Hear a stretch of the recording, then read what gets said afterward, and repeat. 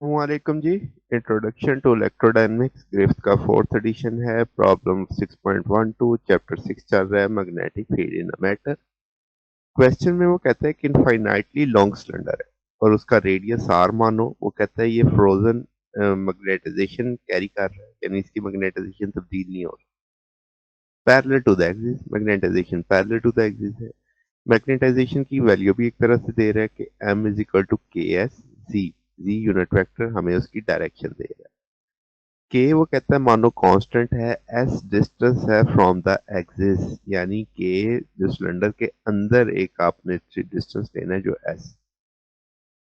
There are no free current anywhere, कोई free current नहीं है।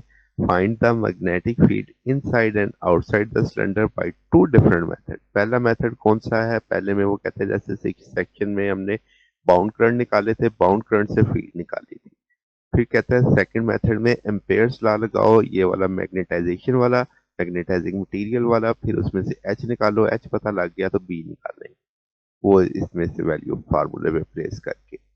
अब वो खुद हमें बता रहा है कि सेकंड मेथड मच फास्टर है और इसमें कोई यानी आपके पास बाउंड करंट का रेफरेंस भी नहीं आता। अब हम जानते हैं कि मैग्नेटिक, अगर मेथड वन देखें कि मैग्नेटिक फील्ड से आपका वॉल्यूम, बाउंड वॉल्यूम करंट भी प्रोड्यूस होता है सरफेस। जे भी बराबर आ जाएगा डेल क्रॉस एम।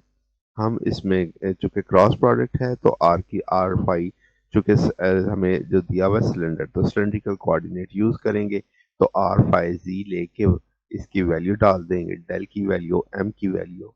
एम हमें पता था कि सारे का सारा जी एक्सिस पे था, तो हमने सी वाले उसके यूनिट लगा दिए। अब क्रॉस प्रोडक्ट जब हम वो करते हैं सॉल्व, तो आपके पास यहाँ पे 1/s, इसे जब मल्टीप्लाई करेंगे के एस से तो ये आएगा ही नहीं, जीरो हो जाएगा। क्यों? क्योंकि भाई आपका एम फाइव पे डिपेंड ही नहीं कर रहा, वो तो सारे का सारा लॉन्ग दी एक्सिस है। तो इसलिए हम इसे इसके जवाब को जीरो कर लेंगे। सिर्फ जवाब क्या बचेगा कि आपके पास यहाँ से एस एस से कट जाएगा, के फाइव आ जाएगा माइनस के साथ। तो सरफेस करंट की बात करें तो के बी बराबर होता है एम क्रॉस एन। आर को छोटे आर को आर के बराबर ले ले तो हम लिखेंगे के आर जेड और क्रॉस आर, तो ये आपका फाइव के बराबर आ जाएगा। अब दोनों बाउंड करंट मालूम हो चुके हैं, तो हम मैग्नेटिक फील्ड निकालते हैं इनसाइड द सिलेंडर।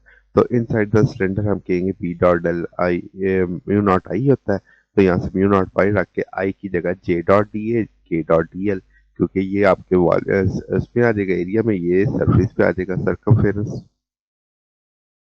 तो इस सारे को हल करेंगे, जे की वैल्यू भी हमें पता है, देन आपके पास के की वैल्यू भी पता है। वो सारी वैल्यूज लेके जब सॉल्व करेंगे तो ये आ जाएगा म्यू नॉट के एस एल, ये एल इस एल से कट जाएगा, तो सिंपल म्यू नॉट के एस और जे जी एल इसके लॉन्ग आ जाएगा, क्योंकि मैग्नेटाइजेशन उसके लॉन्ग थी। आउटसाइड द सिलेंडर बात करें तो s is greater than r, तो इसमें वॉल्यूम करंट तो जीरो हो जाएगा और आपके पास सरफेस करंट जो कंट्रीब्यूट नहीं करेगा, यानी सारा कोई बाउंड करंट नहीं होगा, तो हम कहेंगे बी जीरो हो जाएगा। ये तो फर्स्ट मेथड से हमने दोनों जवाब निकाल लिए।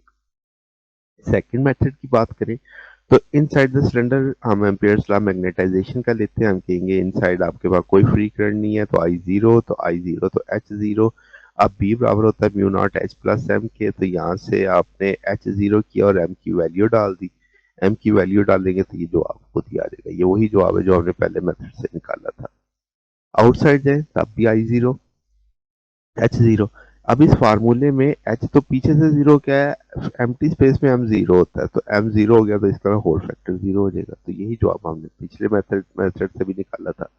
तो ये हमारे पास सोल्यूशन है। अगर आपको इसमें कोई बात पूछनी हो, डाउट हो, नीचे कमेंट्स में पूछ सकते हैं। वीडियो अच्छी लगी हो तो वीडियो को लाइक कीजिएगा, दोस्तों के साथ शेयर कीजिएगा, चैनल को सब्सक्राइब कर दीजिएगा। अब तक के लिए इतना ही, इंशाल्लाह नेक्स्ट देखेंगे। ओके, अल्लाह हाफिज।